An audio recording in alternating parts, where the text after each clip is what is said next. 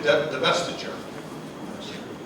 Are the public, I mean, you're in negotiations now with giving away or sharing. I know you say sharing, but I call it giveaway.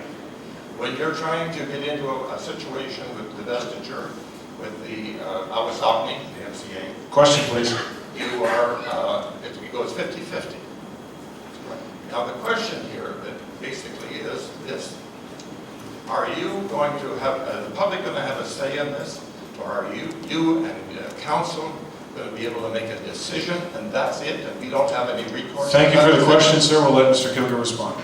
We've engaged, of course, in these negotiations with the federal government, having signed some agreements going forward, and they include, as is not unusual in these types of discussions and negotiations, some confidentiality clauses. Well, when it comes to the negotiations that the city has had with MCA with regards to the divestiture, we've recently signed, Grand Chief Mike Mitchell and I, a memorandum of understanding, which I would hope by now is on our website, so that, and we report at every council meeting, we report the newest developments with regards to the divestiture. And I'm pleased that on the divestiture committee, we have Councillors Thibault, Councillors Grant, and Councillor Clement, who have done yeoman service along with administration on behalf of the community in those negotiations. Thank you, Mr. Kilger. Next question. Bernard Gagné, Monsieur Chancellé. Moi, je suis nouveau en ville, personne qui me connaît ici. Je vais vous poser une question bien simple, j'ai trouvé intéressant, vous avez dit. Et j'aimerais savoir pourquoi je voterais pour vous.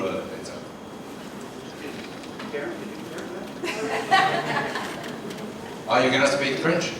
Je pense qu'il faudrait avoir le respect nécessaire pour permettre Non, à non. la personne de répondre à Je ne sais pas, je ne connais pas personne ici, monsieur.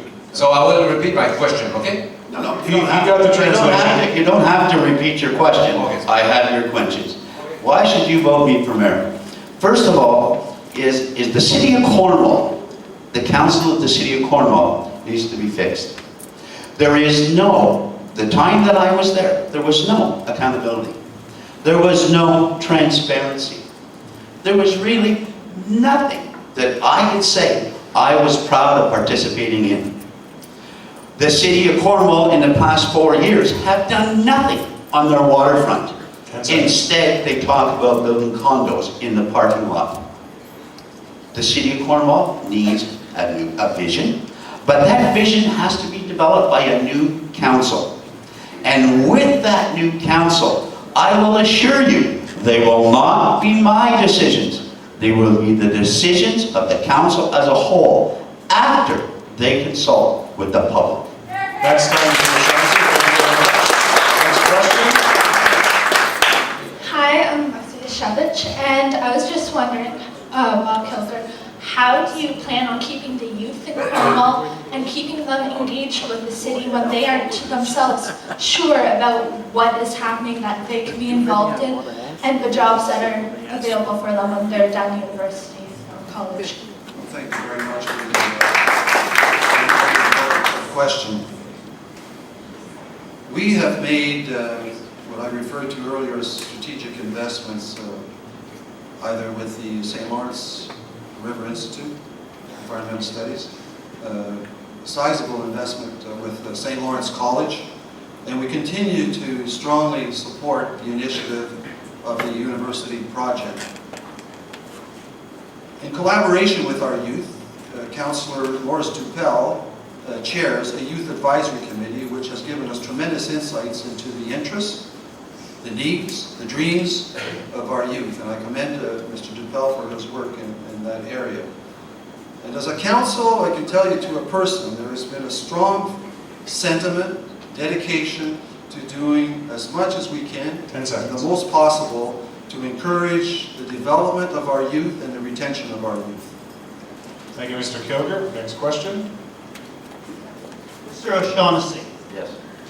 as you know, in the last term, there was a lot of whistleblowers that came forward. In your administration, if a person that works for the city comes forward to complain or to file a complaint, is it your intent to destroy them? Is it your intent to pay their legal fees? Is your intent to cover things up, or is your intent to take care of things? First of all, whistleblower complaints should never be covered up, especially when they deal with abuse of seniors. In the case of the City of Cornwall, it has a policy. And that policy states on how whistleblowers are to be treated, who they report to, where they go to. But if there is a conflict on who they report to, we have very serious issues. Those issues were never addressed in the time of Diane Shea's whistleblowing thing. The City of Cornwall needs a new policy in dealing with whistleblowers. It has to be from somebody that is trained in dealing with issues of labor, because our Human Resources Department, who are trained in that, never got the opportunity to become involved in that dispute. It was moved up directly from there to the CAO's office, and that's where the problem lies. Thank you, Mr. O'Shaughnessy. Next question. This would be for Bob Kilger.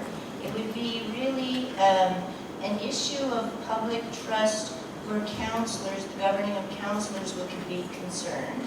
Is there currently an avenue if a councillor discovers an abuse of privilege or something that the city of trust that the city has bestowed upon them? Is there a safe route for a councillor to report the abuse of the city bestowed privilege, or is that something that is being looked at to be implemented? Mr. Kilger? There are a few avenues. Of course, the one referred to earlier within the context of in-camera sessions, we have contracted Mr. Fornew, if called upon, to conduct independent investigations and to report his findings to council. Sometimes on broader, more substantive issues, certainly within the Municipal Act, there are avenues for councillors to pursue their complaints for the purpose of investigating misconduct on the part of another official, including the mayor. Thank you, Mr. Kilger. Next question. It's a question for Mr. Bob Kilger. You had mentioned that the Corrals project was too rich, and that's an interesting phrase for a project that could be bringing lots of revenue for tax revenue purposes. So if this council, the next council, were to receive that report or receive the request for the same amount of funding and the project, what would your vote be at that time? And can you explain what too rich of a project means? Well, Mr. Kilger? certainly, thank you very much for your question. Too rich, in my way of thinking at this time on that particular project, a tax increment grant of $1.8 million spread over 10 years was in fact for me too rich. When you consider that just next door, a very similar building, not identical, but a rather similar building in size, was built barely 2 years ago without any of that financial support from the city. And so I think you have to look at what was presented, and at the same time we have a new, the advisory committee we rely on, which is made up of private citizens and the CPEC committee, which is also in the governance of 10 seconds. Councillor Carr, are reviewing the program to in fact have it better fit with a recent 10-year housing program that was directed and led by our manager of social services in the person of Deborah Dale. Thank you, Mr. Kilger. Next question. Bonjour, je m'appelle Jeannette Louis. Leslie, je peux comprendre que vous parlez pas, vous êtes pas bilingue. You're not bilingual, as I can see. No. Okay, Jamie, my question is to you. Est-ce que vous êtes bilingue? Are you bilingual? Our mayor has always served us in both languages, so that is my question to you. I'm not fully bilingual, je comprends beaucoup, but I get nervous when I speak. Thank you very much. Next question. All your candidates are for the culture center. The problem is there is, if the city puts up a culture center, which I'm in favor as well, where do you get the money to do it? You can't even fix the buildings that you have. If you look at this hall in itself, there are finished, the walls are stained, the ceilings are stained. Who is the question for, sir? Anyone and anyone. It's got to be one. Pick one. Mr. O'Shaughnessy, where would you get the money from? Mr. O'Shaughnessy. Are you talking about the seniors buildings or the? The civic complex, city hall. Oh, one of seats are finished, One of the things, thank you for the question. One of the things that we lack in the city of Cornwall is reserve funds. That's where that money would usually come out of to fix the properties as they deteriorate. In another political life, we used to do what they call life cycle costing. And during that, because we all know that in 30, 40 years, 50 years, that building's got to be replaced. So we would build that money up over a period of time so it doesn't have a great financial impact on the tax rolls. But then we would go. Right now, there is no reserves. There is no money. When I left council in 2006, there was no long-term debt. We're now going to be approaching $30 million in long-term debt. So where is that money going to come from? It should come from growth. It should come from life cycle costing. It should come from reserve. Thank you, Mr. We just don't have it. Next question. Naresh Pardeva. I'll direct to Leslie this question. I'm not sure whether the number of taxpayers in Cornwall have increased in last 10, 15, 20 years. Because if you go by the population, it's same. So if I presume that the population is same, they are the ones who are paying the taxes. Question, please. Question is, how will you try and increase the population of Cornwall so that the tax base is bigger and people pay less taxes? Mr. O'Shaughnessy. I think what increases your populations is people that are coming into the area for jobs, people that are coming in on retirement. Certainly, we have too many young people in our community that we want to go full head in promoting as a retirement community, because what happens is as they move in, then the big jobs, seem to dwindle. But then again, there is no magic way to increase our population.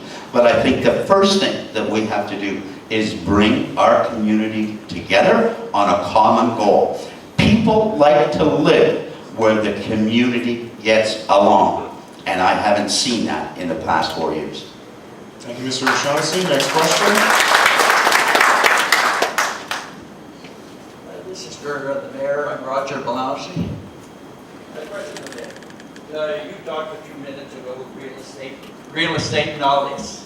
Now I'm going to come back to the Cordall's property, which I feel right now was a mistake when you voted against this right at the time. Question, please. Okay, the question is, I'm going to go back further. I'm going to go back to your arenas that you built. Everybody's boosting all these arenas. You've done a great job. And I'm going to ask the cost involved. For that, I've never seen the cost. And I want the true story to come out of this. And the cost to build those rings up there compared to the deal that you had down at Cordall's property. Thank you for the question, sir. Let the candidate respond.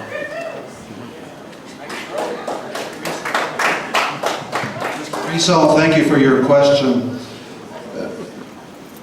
The approximate total cost of building the Benson Center, if I understood your question in part, was approximately $30 million. $10 million from the city of Cornwall, $10 million from the provincial government, and $10 million from the federal government. And the other important element is that the community, through the efforts of many individual citizens, raised over $2 million in addition to that funding to make the Benson Center what it is today that we are so proud of. Now, I know at one time that the Cordall's property was also in the mix as a potential location for the arena project. We got down to about 5, 6 choices, and we gave everybody the next step, next direction. Next steps were to every provider had to provide the city with an environment, what's called environmental warranty. Unfortunately, the Cordall's proponent did not do so. I can't come back. Next question. That's another question for the cost. Gaye Adams. This is a question for someone who hasn't had a lot of questions tonight. This is for Jamie Gilcig.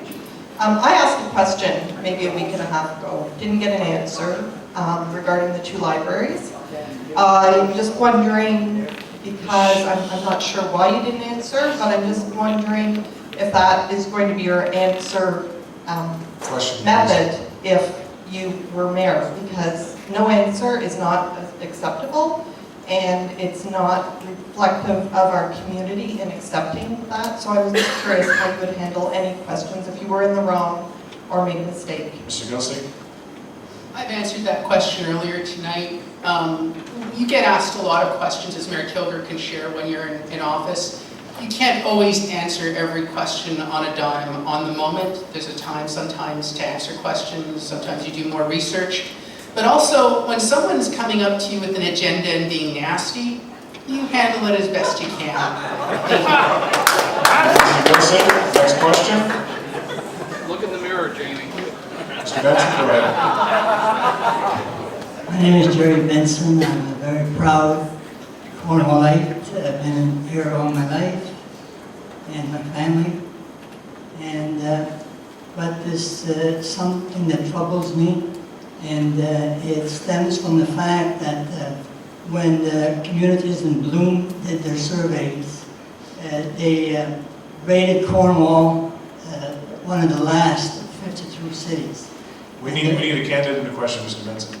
Yeah, okay, I'll have to ask that one to ask the three of them. Gotta ask one. Okay. I'll have to choose one then. So I'll go over to Leslie. Leslie, we were. I have to finish that. That's part of my question. That we were the last of 52 cities, and the reasons why we were last of 52 cities was because of high taxation and transparency. No transparency. So what if you were elected mayor? What would be your plan in order to put Cornwall up on the first quartile rather than the bottom quartile of all these cities? Thank you, Mr. Benson. Mr. Thank you for the question. One of the first things that we'll talk about is transparency. And the reason why we cannot, or I could not be transparent when I was on council, because I couldn't be accountable. If I can't be accountable, how can I go out and be transparent with the people? Transparency is very simple, and it comes from accountability. All council members making decisions on the same information, all council members being equal, the mayor not on a pedestal, but down there as an equal, because that's what the Municipal Act says. Okay, from that accountability will come the transparency that's needed to bring us up.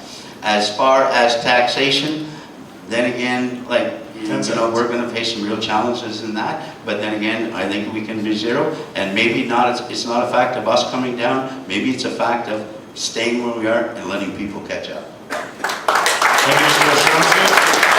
Next question. My name is Heather Smith. I'm a recent returner to Cornwall after living here for 40 years, and I've discovered Cornwall Free News in my time returning, so this is directed at Mr. Gilcig. I've read a lot of negative articles in your newspaper. Question, please. And what I want to know is, when you become the mayor, if you were to become the mayor, will that negativity cease? Will you go out to public events and be critical of Cornwall? Will we as taxpayers and citizens? Thank you for the question, Mr. Gilcig. I would suggest that I have created something very special here in Cornwall that I'm very proud of, and a lot of other people are very proud of. Let the candidate speak, please. I would also suggest that sometimes before you can heal or fix something, you have to address what might not be good. And I also am a firm believer that when you are running a private business, it's very different than when you're choosing to serve the public. And there is a declaration of office that all candidates have to sign that I would take very, very seriously. Thank you. Thank you, Mr. Gilcig. You've had your question. Thank you very much. Next question.